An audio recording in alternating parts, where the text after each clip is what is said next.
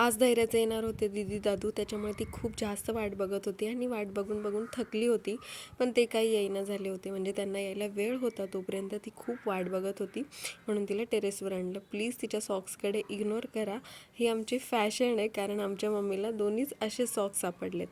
असं आता दीदी दादूंना यायला वेळ होता, म्हणून आमच्या पप्पांनी आम्हाला नेलं फिरायला.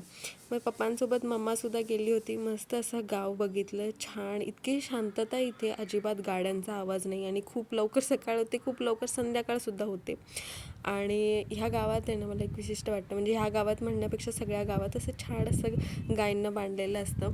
धैर्याला खेळणी आणली होती तिच्या आईबाबांनी, आजी आजोबांनी, आणि ती बघून मलासुद्धा माझ्या लहानपणीची आठवण आली की इतकी मस्त छोटी छोटी खेळणी आहेत. असं वाटतं की चला या खेळण्यांसाठी का होईना पण परत लहान होऊया आणि मस्त असं एन्जॉय करूया, की मोठेपणीचं आपल्याला टेन्शन नाही, करिअरचं टेन्शन नाही, फायनान्शियल टेन्शन नाही, फक्त एन्जॉय. उठायचं, खायचं, प्यायचं, एन्जॉय करायचं आणि झोपायचं.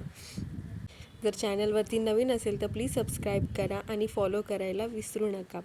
धैर्यालासुद्धा छान अशी भांडीकुंडी आवडली होती आणि मोबाईलकडे आमचं पूर्णपणे दुर्लक्ष होतं, कारण आम्हाला आठवणसुद्धा येत नाही. कसा वाटला व्हिडिओ नक्की सांगा. भेटूया नेक्स्ट व्लॉगमध्ये. तोपर्यंत बाय बाय.